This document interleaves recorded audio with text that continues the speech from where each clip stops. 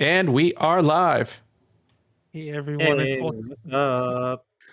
it's Ultra Podcast Z episode 230. We're talking Awesome. about the end of physical media. So if you wanted your box sets, the complete box sets of the Ultra Podcast Z experience, you have to get them all now. I'm just kidding. Imagine if we had box sets. That'd be kind of cool. Now I want to do one. You know how Donate pissed I $100 was? and we'll send you DVDs with every episode of UPZ on it. Fun fact, I think I'm still missing like 2 of them, so almost every episode. That actually is very relevant to today's topic, though. But I was really upset when I went to a convention and we interviewed Norman. Fuck, I forgot his name. Norm. It might not be Norman. It might be Norm. The video game historian. Caruso. Anyways, we interviewed him, and we interviewed him at SoCal Retro Gaming Expo because we got press to that a couple years way back, and as I was leaving, I was like, oh, like, hey, what's up? Like, actually, I'm a big fan. I'm gonna buy your Blu-ray, and I bought his Blu-ray. And I was so fucking pissed. It was not complete. He had selected his best episodes, like obviously, whatever, and put them on DVD. And I'm like, what the fuck did I buy this for? So yeah, They're to get his best episodes on DVD or Blu-ray. don't. And I think I threw it away. I'm actually not making that up because I tried to take a book off and they wouldn't take it. So I just when I was leaving, I just threw it in the trash. Only there were multiple sites on the internet where people will buy just about anything. I know. I should somebody would have given me like $10. I mean, I think it was pretty pricey. I think even if you go, and he might not even sell that exact one anymore. And I'm sure there's a video game historian completionist out there. But like, this was like in 2017 or 18, so it was an older Blu-ray too. By the way, the video game historian, I used to really love his channel. I don't dislike him, but he is the epitome of that kind of YouTuber I talk shit about sometimes. Like the ones who make it big and then put out that video where they're all like, thank you for all the years of support and for making my Patreon so great. But I want everyone to know that I'm going to slow down making videos now. I'm going to make one video like every 3 months. And I'm like, I mean, that's what you do, though. It's like eventually you get so big that you'll have that returning audience. I'll enjoy the stuff you watch. It's like he reaches Takashi Plays moment. Let him enjoy that. I get it, and don't get me wrong. To some degree, I would do that too. But I'd be honest with everyone. Like, thank you for supporting me to the point where I get to be a lot more lazy now. I mean, that's the goal, though. It is, but people like to lie about, not lie about it, but people like to make it sound like that's not what they're doing, because they'll get very defensive if you point that out. If you're all like, "Oh, you made it big, so now you're slowing down," it's like, yes, that's exactly what I'm doing. But they're always like, "No, it's not. It's work life." I'm not. I hate to be the one who has to say this. I'm getting canceled already. I barely started, but I can't creating content on YouTube is the easy part. Getting big is the hard part. And it's just like, how is it that when you solve the hard part, you get lazy on the easy part? You canceled me. I mean, either you yourself get lazy or you hire somebody else who might be just more hungry, so that way they can kind of take over a bit on the channel. Like almost all the time, these come with the hirings of more people, and they always hire an editor. So a lot of times they hire a writer, and it's all like, especially when they hire the writer, it's really annoying. AVGN's a perfect example of that, where it's all like, who am I watching anymore? About AVGN. Okay, first off, no one here who watches stuff is going to be like, yeah, the angry video game nerd. Okay, the angry video game nerd is the godfather of all content as we know it. So the fact that you want to say anything against fucking James Ralph is just stupid. I'm not trying to cancel you. I'm just saying, I don't see why you have to bring James Ralph into this. We all know that some of his work just got a little questionable because he clearly wasn't writing it himself. He had other things to do, like make a movie that part of his fandom watched. and then like take care of a family. So like I don't know. It's like yeah, you could say that things change, but I mean, if you want to talk about anybody who fell off from their changes, talk about Screw Attack. Like I'm pretty sure you remember that. That was literally just two buds dicking around until one of them said, "Hey, bro, I want to be like really serious about this company," and he's like, "Yeah, bro. Tell you what." Me and my girlfriend are gonna like come back after we talk about it. Never came back. So Screw Attack was now just the one guy who later got more people. It got so big that eventually they partnered up with like Rooster Teeth or something. And then eventually that guy had to leave. But as we can all note, if you really want to talk about like a company that changed so fast within the years that it was around, talk about that. But do not go after James Rolfe. Do not go I over don't know. Don't get me wrong. I'm not one of those people who like who who's like because he has some crazy obsessive fans, and he has like there's this one YouTube channel I actually used to watch sometimes, and don't Yes. judge me on this 'cause I know some of their content's questionable, but like Red Cow Media, about 2 or 3 years ago, they changed their format to pretty much be 90% attacking everything AVGN does, and like I'm not one of those people. I'm not the kind of people who like who call like who have like nicknames for everyone, who knows all like the references about like the times his wife made him leave and leave the things early or whatever. I'm not going to talk about that, but I will say it's questionable when other people are doing the writing, especially when one of them ended up doing plagiarism, which by the way, until that H Bomber guy video came out, that was big news for like a week, and then he somehow swept it under the rug. Well, at the same time, it's because it's what we call non-stories. It's like a story in the It's not a moment that's not. non-story because like, how do you have a passion project about talking about horror movies? It's like if I did that, if I had a passion project where I talked about horror, they're 5-minute videos. He could not sit down and write a 5-minute. Did he even watch the movies? I don't think he did because it's Listen, like the reason I bring this up as a non-story is because there is a different person who died on that hill. His name is Shia LaBeouf. So unless your name is bigger than Shia LaBeouf, I'm sorry, it is gonna be a non-story. And at the same time, the pioneers of anything are always going to get a little bit of leeway because they're considered the ones that were like there that formed the path. I'm not saying that there wasn't problems, and I'm not saying that there wasn't like the issue with like, oh, when the story came out, because like that happens with like a lot of people. It was the same thing with like Nerdstalgic before it got to where it was. It was literally just talking about video games. And then eventually everyone saw that he was like stealing a bunch of like videos from other people to make his shit. So when he eventually got caught, he was like, I'm going to make an apology video with a girl on a hotel bed next to me, as I assume all accountability and none.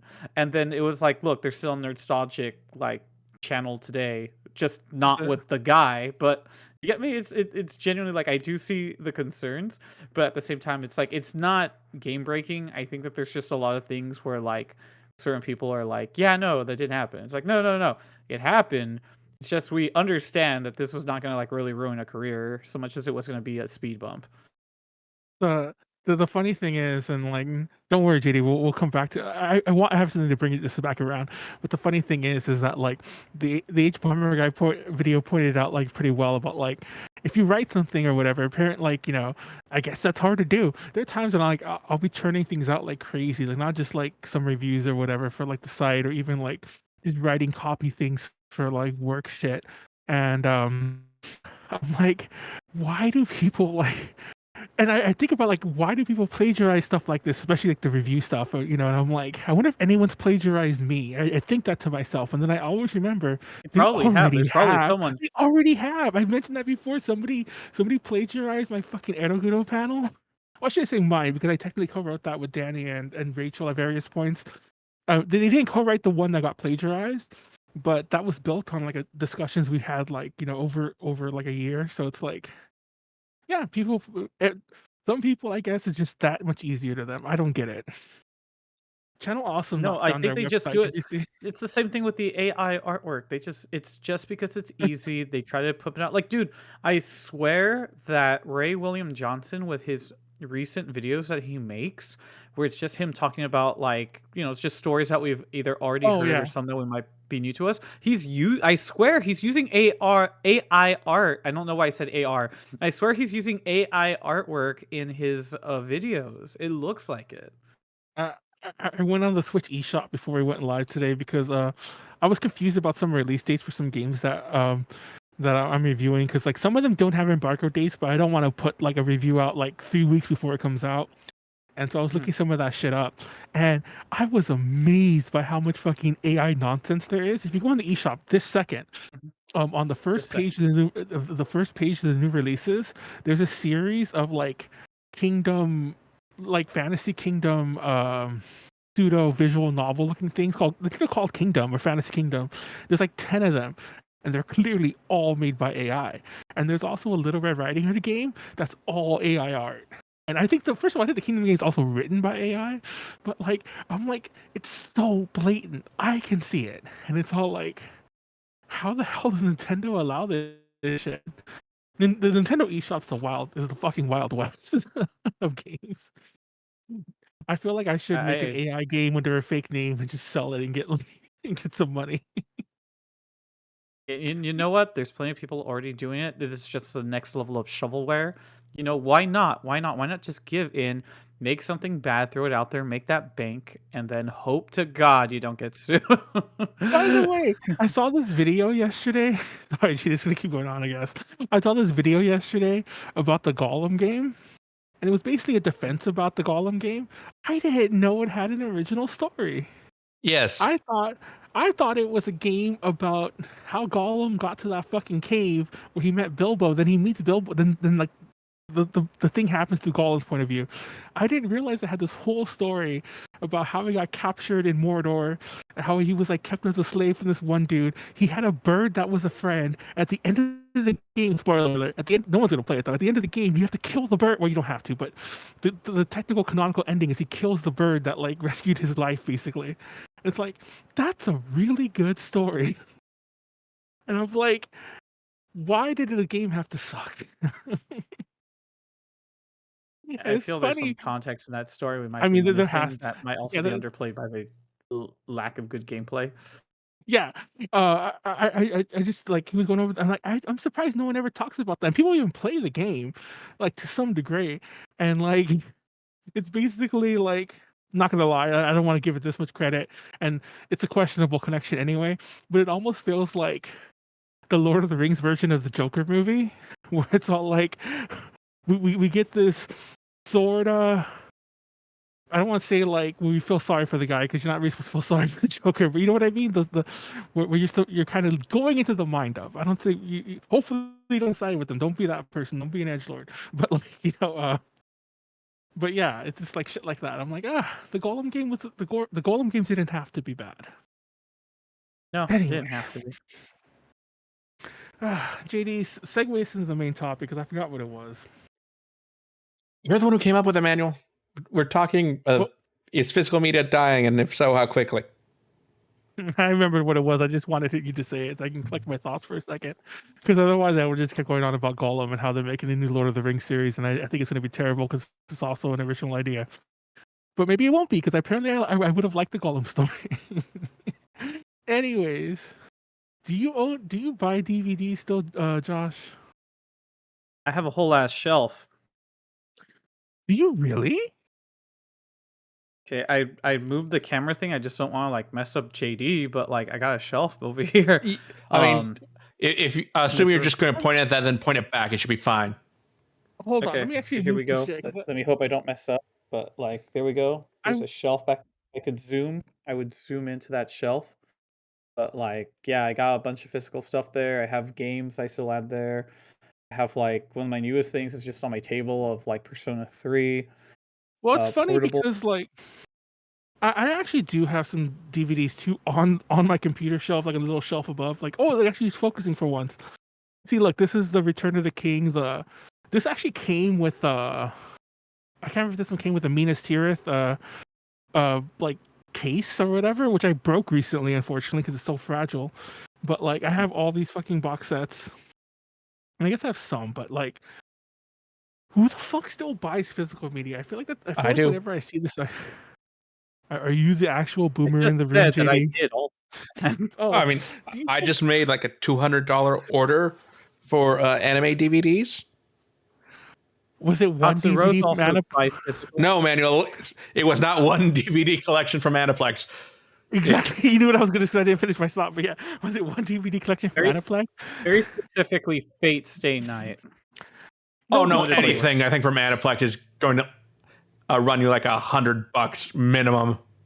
Yeah, Aniplex blows my mind because like we'll get the PR releases for Aniplex, and I'll give it to the person. Well, I haven't done it recently, but like I'll give it to the person who like does our PR little like spins where they just put an original wraparound and just throw the press release up.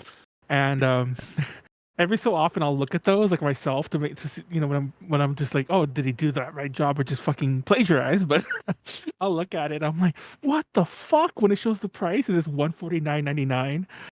And I don't know if they eventually release those versions somewhere else, but it's my understanding that the Aniplex releases are the only place to get dubs sometimes. And It depends on just who you're buying it from. I just wish that it was more reliable to get certain DVDs off people, because I swear I have Squid Girl, but the problem with that, and like it plays in English dub and Japanese. The problem though is that I didn't realize it was a bootleg until I got home, and like half of it I need a computer to play, and the other half of it's an actual working DVD. funny, that's funny you bring that up because that's my next point. How the fuck does anyone watch their physical media? I don't have anything that plays this. I guess I could find my old laptop that still has a disk drive in it. I You guess should be I able to could put play it on my- a console with a disc drive. Yeah, a I was gonna monochrome say, console.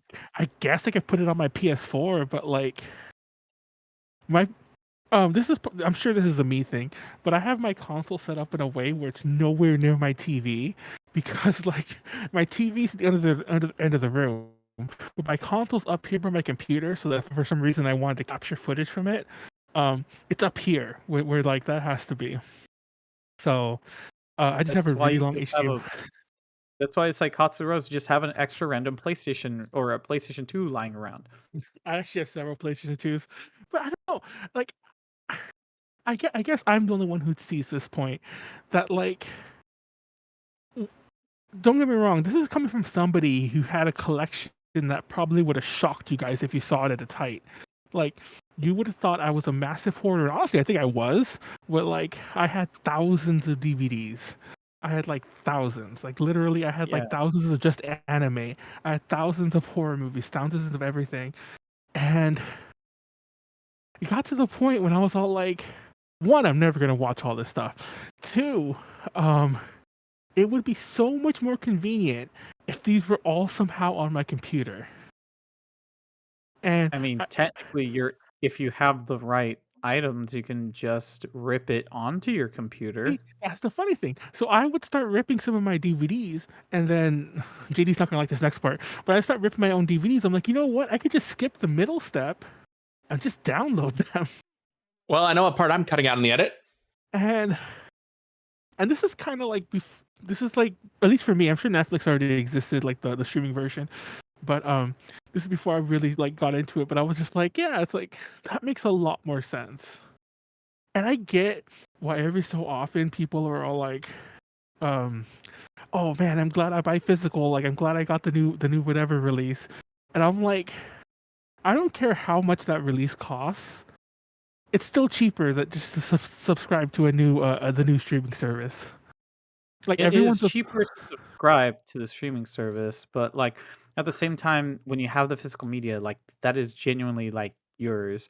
And then just backtracking a bit here, because Katsuro's is saying like, when it comes to the whole streaming situation, tell that to all the people who have Funimation accounts and went digital that's stuff. The thing. First of all, also snip from Catgirl Haneke. What's up? I will admit that the Funimation thing's kind of fucky what they did, but if you were willing to pay for a digital thing that you could not download, then you're a fool.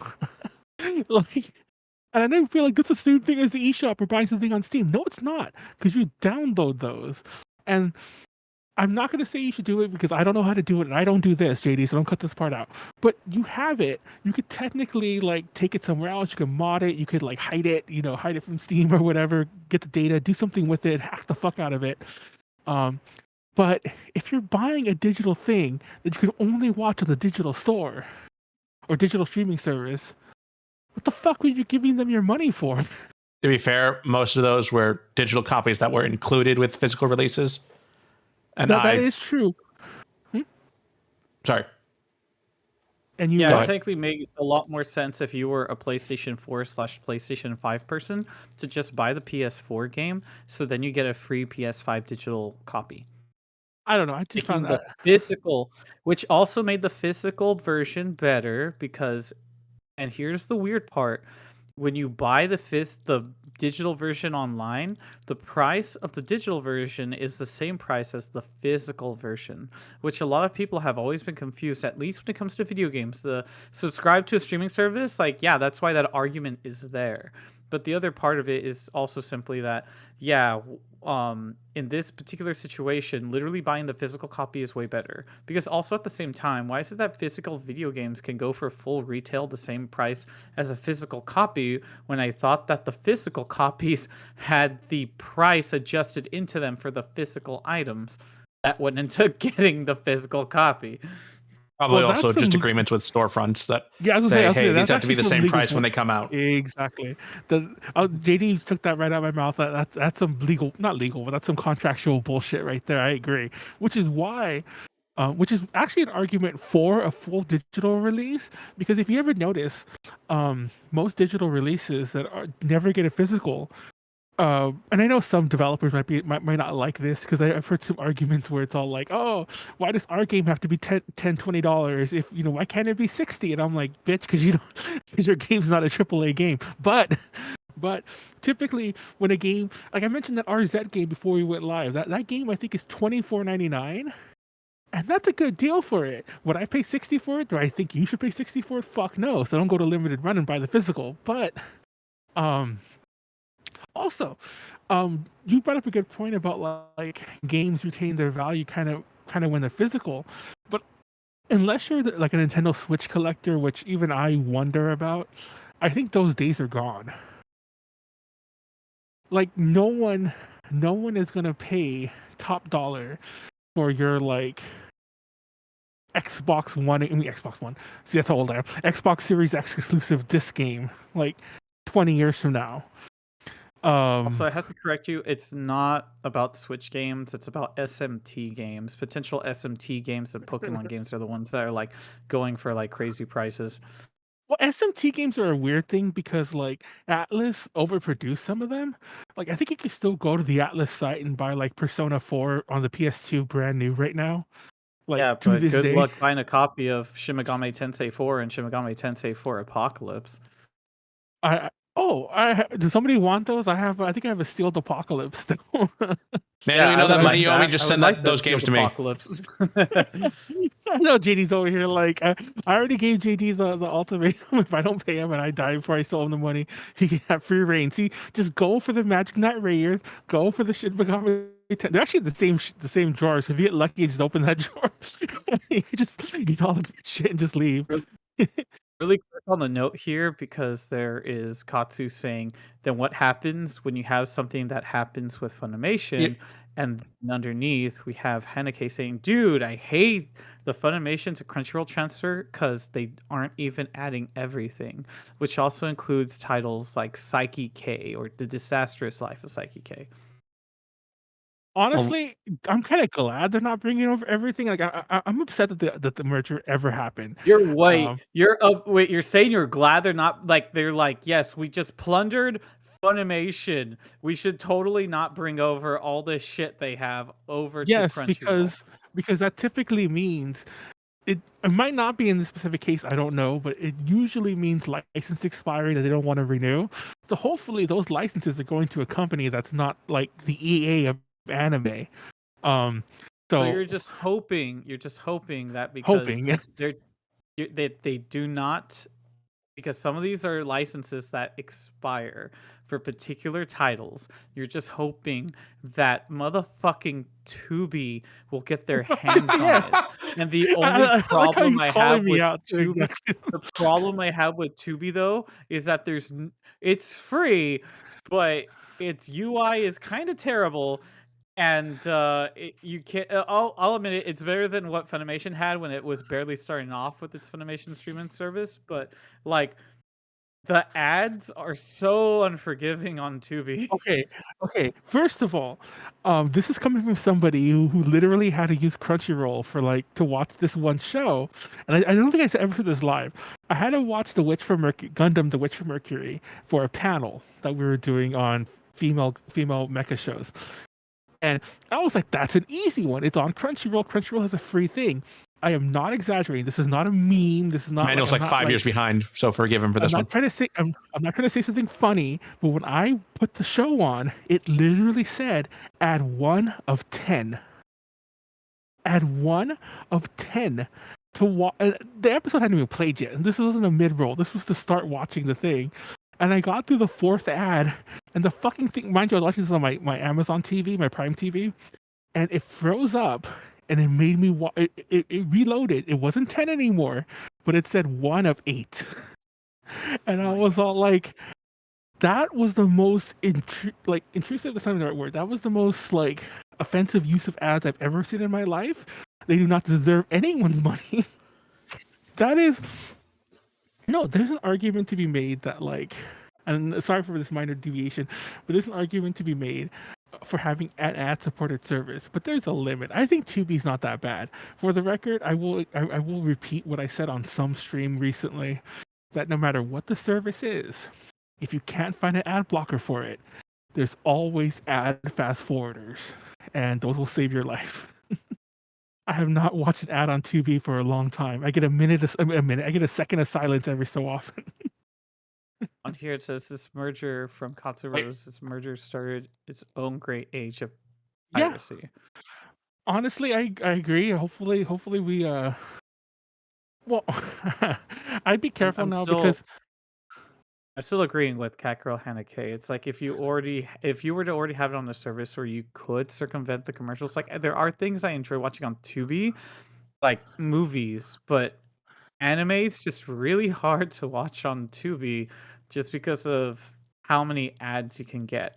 Though granted, I am glad for Tubi being there, but more so because of the titles that it has that I can't find in other places, funny enough. But yeah. I said this when I did the Magical Girl panel a while back for Fanime. I don't know if they're still there, so I shouldn't don't go there expecting to see these. But they had Madoka, they had Cardcaptor Sakura, and they had Magical Angel Creamy Mommy. I might be getting the subtitle wrong, but Creamy Mommy.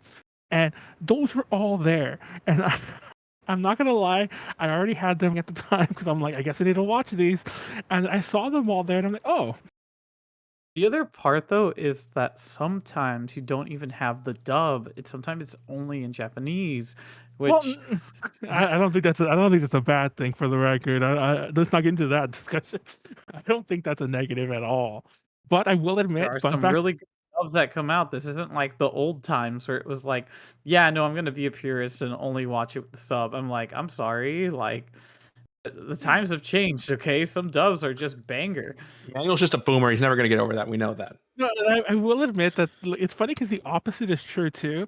Because I did mention this when I was watching I mentioned it in the panel. I don't know if I mentioned it at all live. I know I talked about watching Cardcaptor Sakura on Tubi, how amazing Tubi was, but Tubi only had the dub of Cardcaptor Sakura, and that was a pain to watch at points. Sakura? Yes, they kept Hey, calling Madison.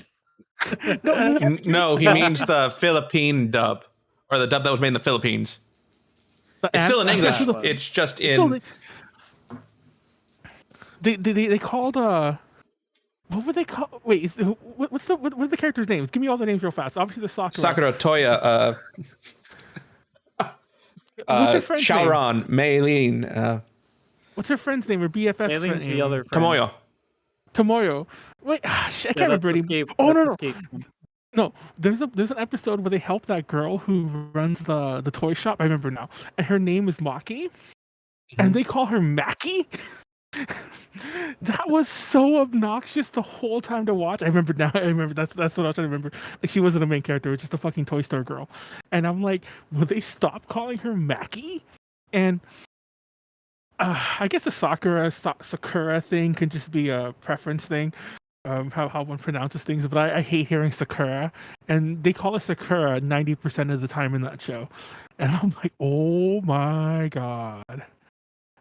Anyway, I still love Tubi. I don't know. I have nothing bad to say I'm about not Tubi. saying that I'm not saying that I hate Tubi. I'm just saying that if you're literally just using this as like, oh, they'll go somewhere else, the best opportunity is that they could end up on a service like Tubi, but at the same time, Tubi has some things that it could improve.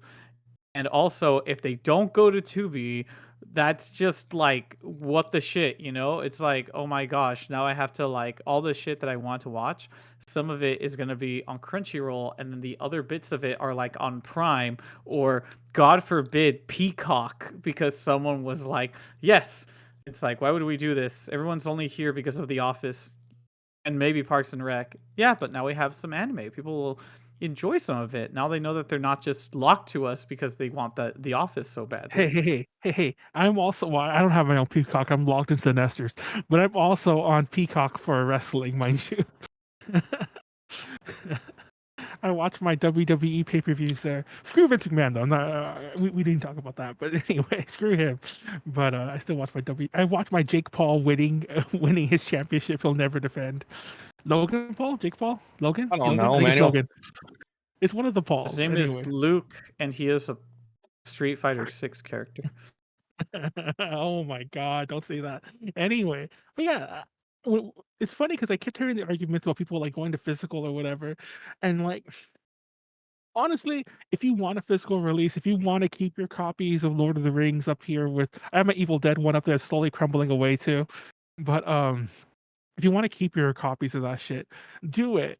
But I don't think it's right to, not that it's not right, it's not correct to say that it replaces what streaming does, because it's not convenient, it's not realistic to own everything, and it's way more expensive.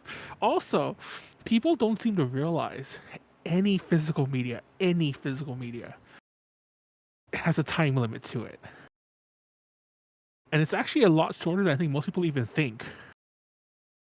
Okay, you say that like disc rot is literally a normal ass thing, and I'm sorry, I've had so many games, so many things that have just not been exposed to disc rot that I don't see it as like the end game thing that it is. Do you have GameCube like games? Yes, I have GameCube games. I still have my copy of Sonic Adventure 2 Battle. It still works. Do you have, well, that's not one of the games. Do you happen to own Resident Evil 4? Yes, I do. Wait, not anymore.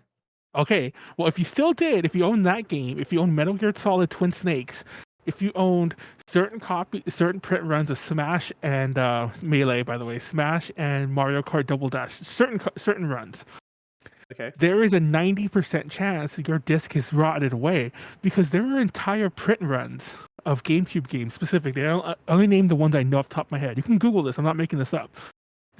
That were not purposely, but they were unknowingly misprinted in a way using a certain adhesive that has long since dried out and rotted away. And that's not even disc rot. That's a different thing entirely, but still. And there are entire print runs of certain shows.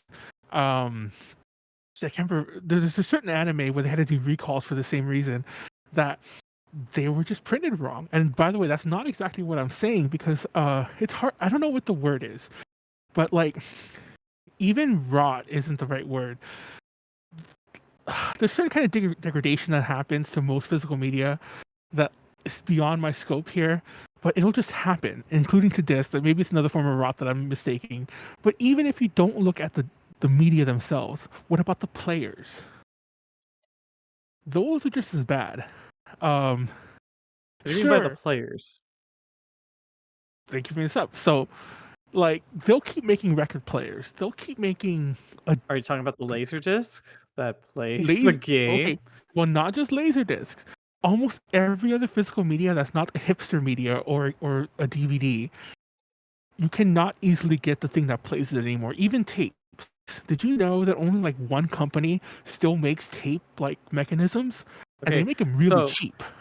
So are you saying, I just want to be sure with you bringing all this up, are you saying just suck it up, losers, that Crunchyroll is just not going to move all of the Funimation shit? It's like, too bad, so sad. To To a degree, yes, but no, I'm trying to say that like physical media is not the end goal to anything. Like a lot of people like to argue, well, like, oh, well, I buy my physical copies, and if they ever get rid of it, then screw you, I have this. Have you watched all but your old that's DVDs? genuinely like, because the issue here isn't so much about saying that like physical media will like last forever. It's just simply that if you were to have bought your media versus buying the items off of Funimation, and then now they don't even bother to find a way so that Funimation items can still play that were purchased. It's like you literally just paid into nothing. All the stuff that you paid in for into it's just gone because you didn't really own it. You just literally bought it off of us. Like one could say probably like, why would you buy it if you're just streaming it? But at the same time, if you actually own the physical media, you don't have to be worried about what you're currently going through. Or in your case, when you're saying downloadable esque media, so that way they don't have to worry about losing out on what they had. It genuinely just sucks. Here it says I have PS1 games that still work. Maybe Manuel doesn't take enough care of his physical media to make it last. Lol, just it's actually funny. It actually is kind of funny that like most physical media does have to be kept like in a temperature controlled environment. And mind you, I'm not saying in a cold storage room. I mean like within comfortable human temperatures. And I have never had air conditioning in my life, so that could be a reason. Some of my specific physical media has not been that well, but that's not what I'm trying to say here. All physical media will fail one day. It is not a matter of if, it's a matter of when. I remember talking about this a couple of years ago. Most 2600 games, as in like Atari 2600, most of them don't work anymore. Like you'll try to put them in, and it blows my mind. I'm like, I get that there's electronics involved, but they're not electronic, right? I don't know. JD's gonna like counter that somehow, but you're talking about analog or what? The game. Okay, what part are you trying to say is electronic or not? The cartridges. I mean, there's still electronic media on them. That's how everything is stored on there. Well, apparently most 2600 games no longer work anymore, and when that became a big story about like 10 years ago, this is a while ago by the way, people were saying that most NES games, like I guess these kind of like boards or whatever that like cartridge games use, they have a shelf limit, and I think everything before the N64 has technically either reached or is reaching that limit. Whereas in like they're gonna start not working. And sure, you might be all like, "Well, I'll keep it cool, I'll keep it warm. Mine still works." Yeah, it's never a 100%. All of them are gonna go away, but well, actually, it is a 100% they'll all go away eventually. But it's just like, yeah. So you got lucky. Your Xbox 360 didn't red ring. It will eventually. Like that's a real thing. Discs. So will digital. What happens if your computer or whatever you are holding storing the media? Thank you. That's not what you're missing the point. I'm saying all media is destructible. Don't buy anything. Everything's a lie. Just watch streaming, move things around from like one hard drive to the other. Apparently, hard drives need to be turned on every so often. I just learned about this like a couple months ago. Because if you just leave a hard drive for like 10 years, some of the sectors go bad or whatever. They have to be like turned on and used. And I'm like, really? Yeah, all media is temporary. By the way, when you buy a game or buy a movie or buy anything, buy physically, people seem to have this notion that they own it. It's mine forever. Technically, you don't. Everything you own, and I know it's a bit different. Like, come after me, find me, Sony, but the agreement's the same. You're just buying the license to own that copy. I think most of these things even have like clauses like we can get it back from you if we want. Obviously they won't for a lot of reasons, but that's just the way things are. And physical games, like who the fuck cares about physical games anymore too? Because physical games all require downloads. The people that were literally saying this is why you should buy your physical media. Yeah, man. How many times do we have to tell you the same thing? Like, oh, we had it. Okay, unless you were playing take something. My anime from my cold dead hands. Unless you're playing a game from the Wii back, or I can't even think of another example, but the Wii back, the days of getting a disc or getting a cartridge, only Nintendo, I guess that's cartridge, but getting a disc and putting it in and thinking that will let you play the game are long gone. Some discs like don't even really have like the games on them. And even if they do, they're usually very broken versions of the game. Like apparently, if you play the original Breath of the Wild, that game like runs like garbage. You know, like if you own the original cartridge, you still need all the additional download shits. Now I'm pretty sure those games will always exist because somebody will keep those around, even if Nintendo doesn't, like the updates. But at that point, what the fuck is your physical disc? It's just your physical whatever it is. It's just a paperweight, an expensive paperweight that people will pay money No. for. As you just described, it is a backway doorstep to the beta version of the game. I guess. I don't know. I just don't understand. Honestly, like I think it's like the one non-boomer thing about me. And I'll admit I'm pretty boomer with a lot of my thoughts. But like, even when I had that that massive collection I described, I don't want to say like I eventually had to get rid of it, but I wanted to get rid of it long before I eventually got rid of it. It's just that like getting rid of that much stuff was always an issue. Eventually I just did it and it just had to happen. But I don't know. Like I just don't see the point of maybe in books. I kind of like reading a book in my hand. And that's about it I'll give you. And it's funny because books, of all things, probably have the slightly longest shelf life of anything. Like, it can get wet, it can get damaged. But unless you burn it, it pretty much will, like, always be there. Manuel, have you seen what has happened to books over time? Yeah, they degrade. And how they have to, how they still degrade over time? I'll be dead. But I'll be dead before that happens. I don't know, Manuel. You've been alive a long time. Like, somebody, like... we all know people like in somewhere in our lives who are of the age who would have seen, maybe they didn't buy it, but they would have seen an original 2600 cart. They would have bought a VHS tape that doesn't work anymore. They would have bought a first run CD from 1982 or whatever the fuck year like some of them came out that like were all susceptible to disc rot. They would have seen this stuff and they're no longer exist anymore. Is what I'm trying to say. Mm-hmm. Okay, the book will eventually rot away, but I'll be dead. Mm-hmm. But we do also end up losing a lot of stuff because of that. Like with every shift in media or like media format, we lose like 25% of what was available in that format. People lament some of the. Don't get me wrong, there are good things we lose whenever like an eShop closes down or like a service goes away or like certain lost films that we would love to see. But does it really matter? Yes, it does when I can't play an actual version of Shin Megami Tensei, and the only translated official version was locked to a particular format of the iPhone, so now I can't play it unless someone had the forethought to save their iPhone without ever updating it, and the battery somehow still works. It's funny because like I talked about this the other day. There's some Square Enix games, and one of them in particular is called I don't remember the name anymore. There was this Chocobo game where you would have to like touch all the Chocobos of a certain color to like win a level, and you had to pay for it. This wasn't a free mobile game, and it's gone now. And I have an old iPad where I know it's still on there, but I don't have a charger for that iPad. Oh, so part of me wants, and I try to talk about this online. And some people know about it. Some people have screenshots, but nobody ever knows the game I'm talking about. I'm like, it's official. Like Square Enix like released it. And what kind of iPad do you have that you don't have a charger for it? The one that has the stupid fat ones that had the thingies you would close on the sides. Oh, I forgot iPads are that old that they didn't originally have lightning connectors.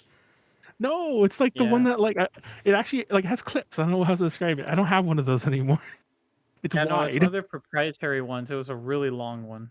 Yeah, almost all Apple shit is proprietary, which is a lot of bullshit, by the way. That's a thing for another day. But my point to bring it up it's a thing for another day. They already solved the problem. They all come with Type-C now. Oh, they do? I didn't know that. Yeah. But I think that had to be because of regulations of Europe, thank God. But my point to bringing up that whole Chocobo game, if for some reason, and I know I'm not the only one who has it, if for some reason that was the only copy and I never find a charger or I break that iPad somehow, is the world any less because we lost that game? I don't think so. Slightly. Don't you dare say that to the people who look for lost media. That would be a tremendous loss. You know what those people are doing right now? Do you know what those people in the lost media community are looking for right now? Hmm. They're looking for the video that Stephanie Sue deleted where she was talking about the Twice scandal, and then she was like, "I am what's it called? Deleting it. I'm sorry, guys. I was looking up to watch it before they deleted it, but literally it's like, can we find this video that she either took down because she's afraid of being sued, or she genuinely forgot to fact check it or something." I That mentioned is this. I mentioned this when because it was actually a mildly traumatic thing, so I don't want to laugh about it because it like this wasn't, but there were parts of it when I had to get rid of everything way faster than I needed to, and then I wanted to at one point, and it was just like there was so much shit, it was so impossible to do. I got through it, but they got to a point when there was a lot of shit I just didn't want anymore, and I had all these zines, as in like fanzines, like old science fiction fanzines I had bought at a horror convention of all things.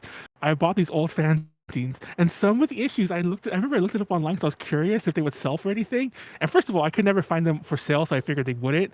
So that's one of the reasons what happened eventually. And I looked it up online. Some of them are considered lost because these were things printed by hand, copied by hand, stapled by hand, and handed out at conventions.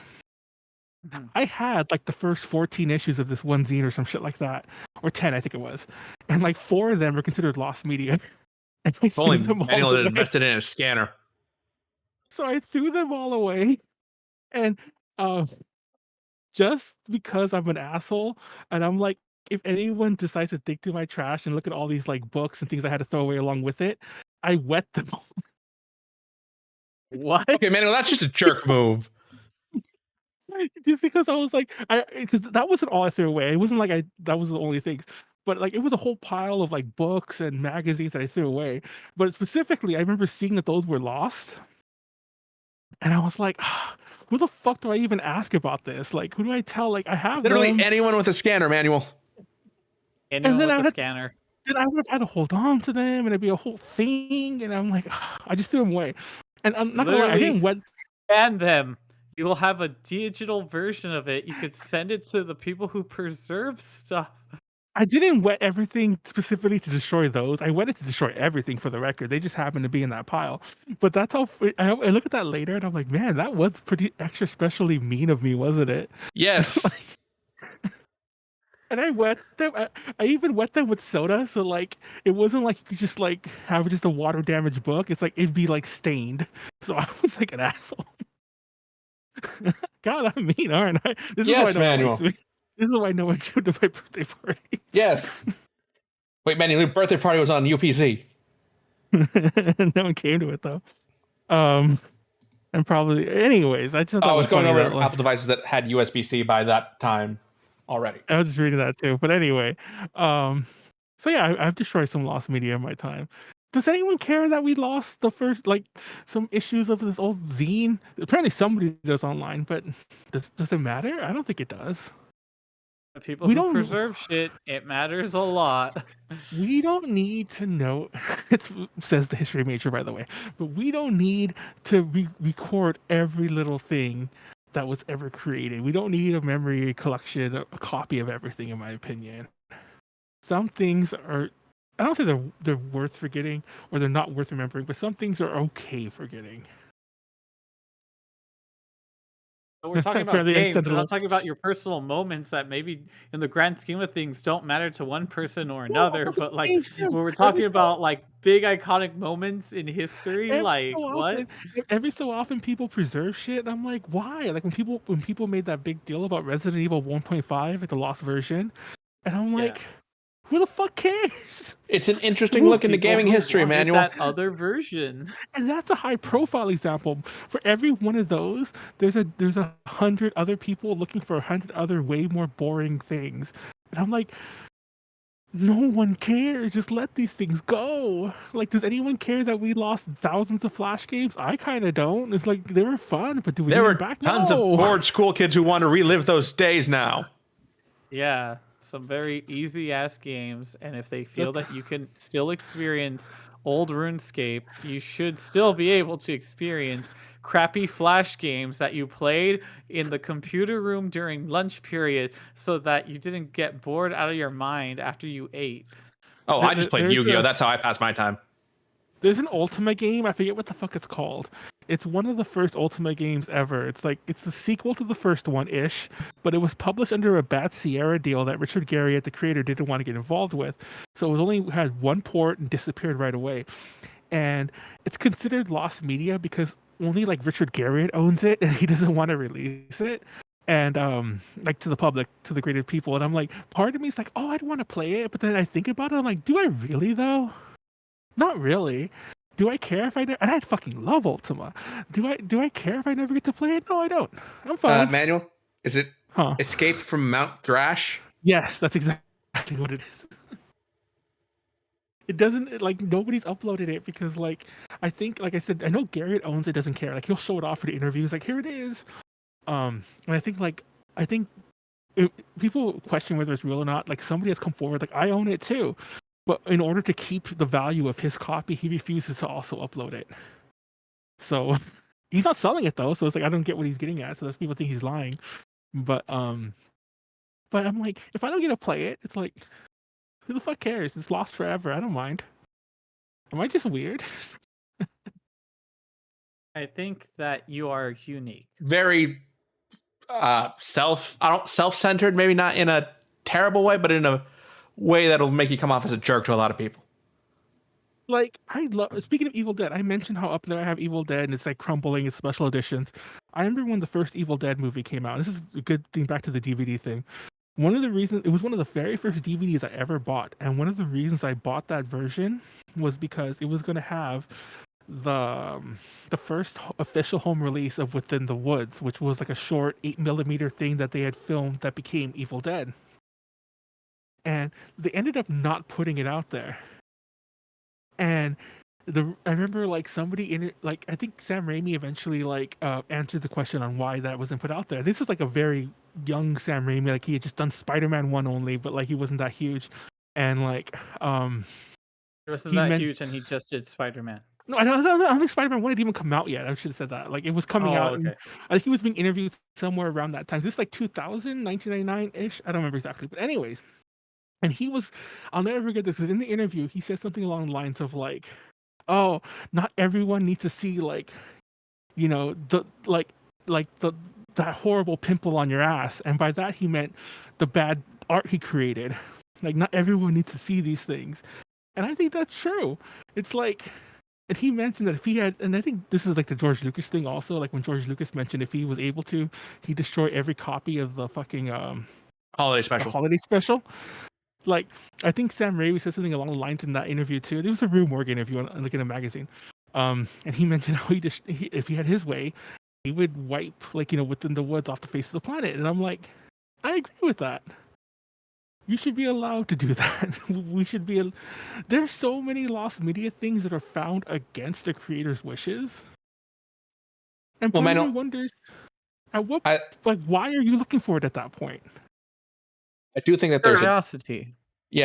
I do think that there's a difference between something that the creator doesn't want people to see versus something that is lost more to contractual reasons or majority, or David Zaslav deciding that it's not worth it to release a movie just because it looks good on the like tax forms. Well, that's a little different, but the vast majority of lost media as we know it is usually lost because they don't want it to be seen.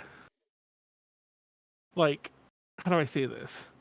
Like, Capcom was gonna would have sued anyone if that Resident Evil 1.5 copy didn't come from someone who died. Sam Raimi and George Lucas have clearly gone on the record saying they would destroy certain things. Like, most lost media is found against the wishes of the people who had it. Like, people who were looking for the fucking Shrek thing, the Chris Farley Shrek. You think DreamWorks didn't own that? Like, you think DreamWorks couldn't put Manuel, together? There's a difference between one creative person and a giant company in this case. Okay, I guess.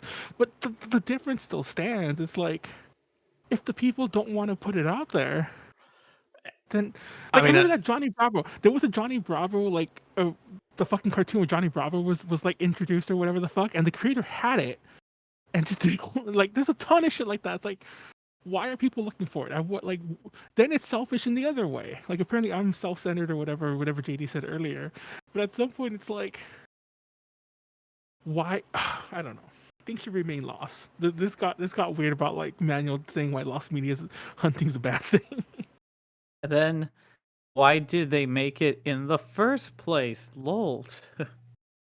There's times when haven't you ever made something and you're like, man, this sucks, and you throw it away and like. You ever watch the Metallica documentary, Some Kind of Monster, when they were making that Saint? First of all, the entire Saint Anger album should have just been burned, and I would not care. But there's a famous clip in there where Lars Ulrich is showing his father a song they're working on, which, by the way, made the album. I can't remember which song it is, but he's showing his father a song he's working on, and he's like, "What do you think?" And his dad was like, burn it, throw it away. And pretend it never existed. And I'm like, first of all, he should have listened to his dad. But second of all, haven't we all done that? I've done that.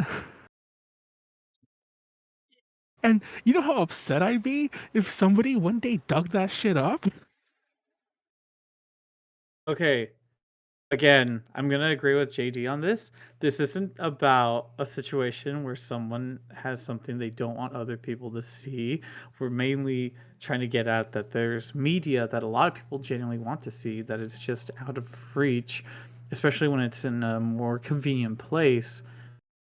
And again, owning it, there's the space that you have to worry about and all that, making sure everything's okay with your own product. But like for real, it's just like, yeah, like us wanting to watch a particular anime is not the same thing as wanting to watch that one what's it called? That one, who's Rocky against? Sylvester Stallone or something? Yeah. Yeah, it's wanting to watch an anime that ends up getting like moved around somewhere that's more inconvenient to watch. It's not the same thing as trying to watch that one Sylvester Stallone movie where he bought every freaking copy that existed of it after buying the original master of it so that no one will ever see this garbage movie that he was in. I'm pretty sure the only people who want to are cinephiles who are like wanting to know about all the film, but there's probably not people out there that are like, yeah, Sylvester Stallone's got it wrong. I'm pretty sure there's a movie that. Did you know that like Nintendo did that very same thing with that? Yes, Manuel. And like, do we need that? And somebody did recover the first. I think it's called Super Hornio Brothers. Oh my god! I'm gonna have to do a lot of editing this part now too, aren't I? Yeah, don't show a cover because it has that asshole. Obviously, Manuel. I mean, well, the cover. I have common sense. But it has the asshole Ron Jeremy in it. But anyways, he's a piece of shit. That's a story for another day. But but my point is, people actually went on this mad. People are still looking for part 2. Apparently, part 2 still lost. But people went on this mad hunt for these movies and found part 1. And I think you're misunderstanding what I'm about to say next. I didn't need to see that. I saw it out of curiosity. Don't watch it, Manuel. Well, because if it's there, I'm going to watch it. But I didn't need to see it. You're the one who elected to watch it, Manuel. You could have very much done anything else on the internet that day. Okay, yeah. I live for parodies, and I had to see this one. And I could have lived my entire life without seeing it. It should have stayed lost. Like, the Nintendo was. That's just regret for watching it, Manuel. Nintendo was in the right there. They should have destroyed it. Like. And it's not. Yeah, don't watch it. By the way, if you're curious, do not. I think, and you still shouldn't watch it because that asshole's in it. But I think you can watch it on YouTube right now without just the dialogue scenes. But don't anyway. It's do better things with your life. But yeah, lost media is a good thing. Just destroy all physical media. Keep everything. You only get what the companies give you. I didn't think I was going to say that, but yeah, man, I'll say that's the line you're kind of moving towards. Yeah, it's very much like, no, I got this. F the corporate overlords who want to determine if whether or not the thing I paid money for is mine or not. Excuse me. Well, like I mentioned this before, and it's not even technically. When you pay money for anything, and I guess it's getting worse because now that we're moving to an all digital thing. First of all, that's the biggest thing. There is no turning this train back. There's no putting the genie back in the bottle. That phrase I forgot a couple weeks ago. It's happening. We're moving towards an all digital future. Like you could kick and scream and fight your way the whole way if you want. You're just marking yourself more and more as a boomer. I'm fine with that in this case, Manuel. You serious? I'm fine. I'm fine going. I'll ride off in the night peacefully. Like, yes, take all my stuff, Sony. Let me only watch 3 things. Let me only. Okay, maybe not that far, but you get the point. It's like I'm fine. Do we need all this media at our fingertips? There's times when like I feel overwhelmed by it. I'm like, okay, here I am basically saying that like I'd be that person. It's like choose what the algorithm gives me, and I'll just move on. Yeah, I'm saying things even I didn't think I'd be saying. And he's not even drunk, so just imagine him on DTR. I will fight. I could tell that Josh is like, oh man, yo, like I don't know about you. It's like the situation where I thought we're all against the fact that a lot of people paid a lot of good money to lose media. And I know that technically it'll be the same thing when people paid for their discs and they just cease to work. And then there'll be the other people that says, see, look, you should just bought digital anyway. At least it's like somewhere, you know. But at the same time, it's different when it's just generally like, okay, the point you're bringing up is not a wrong one or a lie.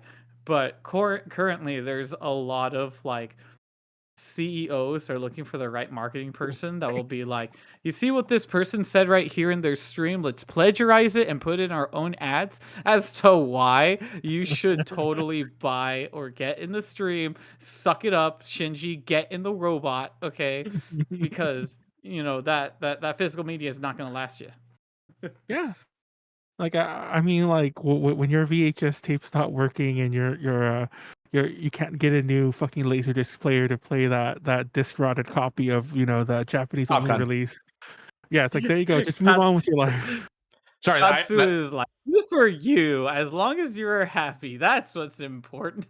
Yeah, sorry. Yes. Top Gun was the first thing that came to mind when you said Laserdisc, just because the RIT Anime Club does a holiday auction every year for charity, and one year a Laserdisc copy of Top Gun was there, and everybody was quoting Archer with just like Danger Zone. Yes, I know that's from the movie, but it was repopularized due to Archer at that time. What's that one song by Cheap Trick? The one that's like the Ken song that's played, like the Ken song plagiarized eventually. It was Guile theme plagiarized it. Never mind. Anyways, dun dun dun dun dun. Dun. Or not that one. Yeah, that is the one. No, I think I was right. Like dun dun dun dun dun. It's the Ken theme. Okay. There's a Cheap Trick song Ken. Yeah, Ken from Street Fighter. Because there's a Cheap Trick song called shit. I don't know. I can't remember the name of it anymore. It's from Top Gun though. It's famous. It's not Top Gun. Anyway, if you Google the Ken theme, people have figured this out a long time ago, but like every now and again, people figure it out again.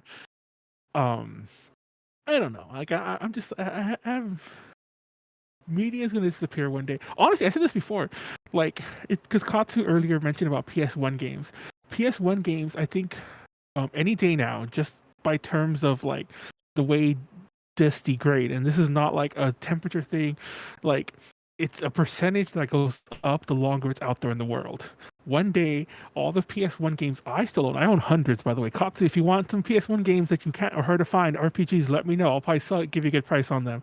I want to get rid of all my PS1 games any day now so that someone else gets stuck with the disc rotted copies. Because like they work now, but no matter what happens, they're going to start degrading one day. No matter what you do, you could keep them in, like I said, you can keep them in cold storage, like in a super safe facility. They're going to just slowly degrade by just nature of existing. And if somebody's going to pay me hundreds of dollars for that, then there you go. It's your problem now. Like I sold my Silent Hill once to a friend of mine recently. JD was there. Yeah. He was there to watch you sell it to someone. And I didn't even get the money that he sold it for. It's actually funny, and I think it was more or less like a good chunk, almost what I owed him. But like, this was during a really hard financial time. Like I even told him like when he gave me that money, it's like, oh thank God, I can. Them Manuel. Like I was like, non-binary. I even told them at the time when they gave me the money, like, oh thank God, I could eat this convention because I was that broke. I was like, I have no money. Like, I'm gonna sit here in the room and just like try not to spend. He says after But buying then, like how much money in alcohol and paying for a hotel room? there's always money for alcohol. I've mentioned this Careful before. there. Sometimes you buy a little too much alcohol. I mentioned this before, but like this makes me like an alcoholic. Maybe I am. I don't know. But like, I've said this Yeah, before. Manuel, I'm There are sorry. times- It's time to reveal that this stream was actually an intervention for you. We need to talk about your problem. There are times when like, especially okay, now it's different because I'm like more normal financially, like not good, but like it's normal. But there was a time not that long ago when I was like, man, I need this alcohol. Man, I don't have enough for the bread and the alcohol. You know which one I bought? The alcohol.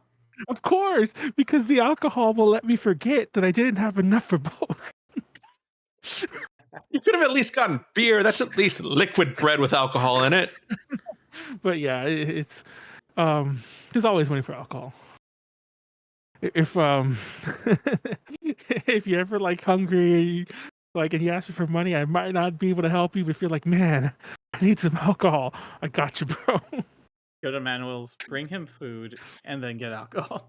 I actually am not joking around. Like, I actually have too much alcohol at home right now because, like, during the holidays, there was a lot of alcohol sales, I guess, for New Year's. But I went ham because I was like, I have not a lot of money, but I have like a small amount of money I could spend. Like, and I mean, like, I spent like less than $100 and I got like dozens of bottles. So I have all this alcohol scattered around here. And I'm like, what am I going to do with all this? Drink it. But yeah. Anyways, physical media. Let's wrap this up. Let's get some codas here. JD, what are your thoughts on physical media? I really like it, especially because I like the fan experience of being able to like go to a convention and get voice actors signed. Like I said, my like favorite DVD is my copy of Beck Mongolian Chop Squad that is signed by 4 members of the titular band. I still need your autograph, Jerry Jewell, wherever you are. If you're watching this, please come to a convention I'm going to so I can get it signed. When did you get that signed? A bunch of different conventions. I mentioned before when you're talking about people charging for autographs that the Johnny Young Bosch autograph I got for it was Anime Boston 2017. I think I got Greg Aries, the same one. Eric Vales for it. That's what I was going to ask. No, that was one of their convention paid for ones. Oh, okay. So I got it for free at that one. I was gonna mention this. I'm like, I bet you didn't pay for them if you got them before. Yes, because the convention already paid them to take a certain amount of time, a certain amount of autographs. The reason I paid for the Johnny Young Bosch one was because it was outside of his convention scheduled time for free autographs. I don't want to make it sound like we're like. Manuel, would you let me keep going? Oh, go ahead. Eric Vale was the next year, I believe. And then I got Justin Cook's. I didn't get it myself. I had my friend Alistair get it at a convention in Georgia. Like, I got stuff for him signed at Anime Boston. He got that signed for me at a different convention that weekend. It's really good. Beck Mongolian Chop Squad. That's a funny. I didn't know that was. What a are you subtitle. looking up? I went to go look it up because like I didn't realize that was a subtitle. I've heard of Beck. I didn't realize it was called Beck Mongolian Chop Squad. Yeah, I think it's to just differentiate it from the artist in the English, and I believe in the the manga and the anime, it's the name they use overseas because Beck's already taken, both by Jeff Beck and then the artist Beck. I forgot that we have a Beck already. It's like Puffy Yumi. Oh my gosh. I was gonna say like X Japan, but okay. Oh, X Japan. Oh god, I hate X Japan. I love X Japan. I hate Yoshiki. I've mentioned this many a time in other things. But anyways, it's the story for another day. Okay. I was gonna mention I was Wrap gonna it up. mention that like we're not I don't want to make it sound like we're BFFs, like we go way back. But you know I'm homies with Johnny Young Bosch. I did not know that. Oh really? I've always mentioned this before. Like I played on stage at Power Morphicon for a second there. Like I just went on for like this one random bit of a song, and I played with his band. Well, his old band. He has a new band now. I think they don't play as often. We had an old band called I Shine that used to do a lot of conventions, and I think it was one of their last performances. They kind of broke up like the next year. But I there's a picture. I'll give it to you obviously for the podcast. I mean the YouTube version. But I have a picture when I was playing on stage with them. One of my favorite pictures. And probably I think is ironically enough the last time I've ever been on stage with the guitar in my hand. God, that's a long time ago. That's sad. Anyway, Josh, what are your final thoughts on physical media that you want to like? Manuel's an idiot and counteract it all. I'm not gonna say that you're an idiot. I just think that you're sometimes looking for the most cancelable way to get your point across. But I mean, that is true. I'm I s- say things I without thinking. I still like the physical media, like genuinely the way that they approach things nowadays, especially when you like people put out money for stuff that should be on an account or something that they can get, whether or not if it's downloadable or not. But if we're talking about the full on like why I support physical media, you'll never get more gold than getting the special unofficial yet official Blu-ray that was released in Australia of Evangelion Neon Genesis. And if you are looking in the right place on the menu bar, you will eventually have the image of a real life woman in a bikini for some weird ass reason on your DVD. That's random. I remember No, look, getting the Berserk DVDs, and I will admit that there's an argument to be made about owning physical media for some of the special features. yeah. But it's my understanding that it's kind of an all or nothing thing these days. Like, if you want a good physical release that has a ton of special features, it'll cost you like hundreds of dollars or $800. But like back in the day, you would get that shit like on a random $10 DVD. And a lot of physical releases these days are very bare bones.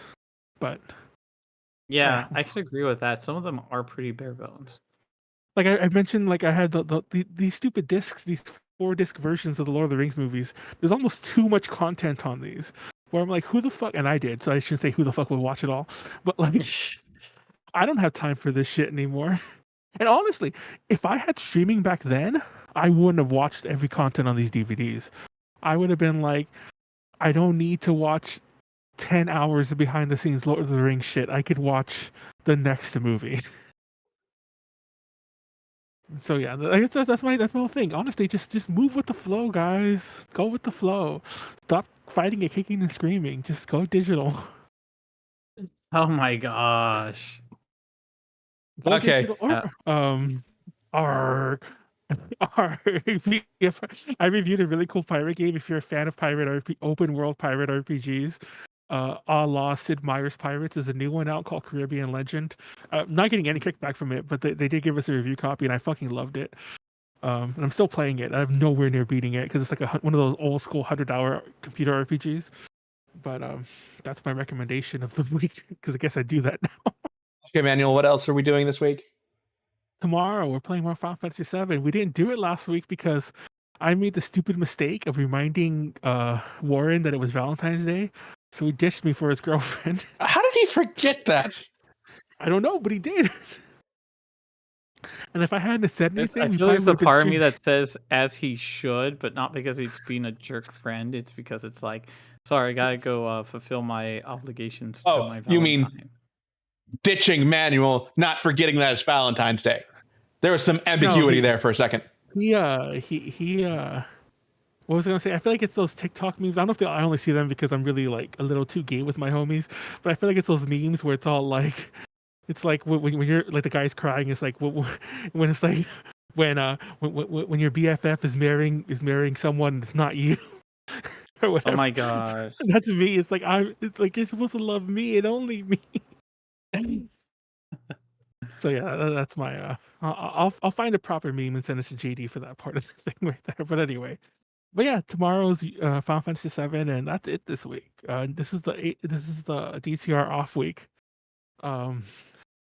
We are getting close to AJ's 10th anniversary, and I want to put together a video for that, like just a video of the off thingies. And I've started some of the compilations. It's funny because like we talk about lost media, and a lot of that's lost. But what I did save, I've been putting together a fun little video that I'll put on a YouTube channel that probably no one will care about, but I'll put it up there. Also, I want to do a Drink Talk Learn DTL at some point for that 10-year anniversary. Even though that's not relevant to anything, it just seems like it's as good a time to do that. Ooh, can I be on it? So yeah, possibly. I mean, cool. I mean, that's not a no. I just don't know who's going to be on it at all. Literally, I volunteer. Yeah, it'd probably be you. Just you could host it too. Only because I don't like Pleiades' setup, or okay. you know. So we'll see. And I just doubt I can get Warren pinned down for that. So yeah. Anyway, that's it. Josh, what do you got to plug? I'm going to plug the Fotaku Network Twitch channel. Check me out. I've been playing video games such as Genshin and Persona 3 Reload. Oh yeah, I've been watching most of your Persona streams. It's like, oh shit, the game Thank you looks for cool. joining Are in. you playing it on the Switch? No, I'm actually playing on the PlayStation 5. there's not a Switch version out, Manuel. There's not a Switch version? No. Wasn't there one for there's portable? Yeah, there was Yeah, one for portable. I just assumed because portable got one. No, the only reason I was going to ask is I was surprised how while it ran on the Switch. I'm like, damn, it looks impressive. But that makes a lot of sense. It's on the PS5 then. Okay. I've been meaning to ask that when you're playing it, but I always forget. I'm like, oh, wow, Not this see is like, perfect. are there no button prompts on there? No, there was a button The button prompts are out. They have triangle and square and X. That's the thing. Maybe I was just fucking wasted one night, but I was watching a stream and I could have swore I saw a Switch button prompt, which is what made me think about, oh, here's a black one. Here's an all black one. I want that controller. I'm gonna just go over and steal that. You can keep the PS5. I just want that controller. What? Okay, I'm gonna good news is if you buy a white controller or a black controller, they're actually less expensive. I'm not exactly sure why. But yeah, the black and white controllers are less expensive than getting a controller that's like green or red or some other stuff. Just the specialty aspect. But anyways, we'll wrap that up there. Thank you for watching. Like, comment, subscribe. Go watch our shorts. The last one we did with Kao was went off. So watch the Kao interview. Yeah. Oh, and shout out to Ed. Shout out to Ed, our current patron. Also shout out to Paul Date. I don't know how to pronounce his last name. Paul Date. Yeah, the guy we interviewed at the guy Josh interviewed at San Diego Anime Con. Yeah, he retweeted the interview recently, and he just seemed like a really great guy. So just shout out to him, just for no good reason. Yay. Anyways, peace out. Thank you for watching. Bye.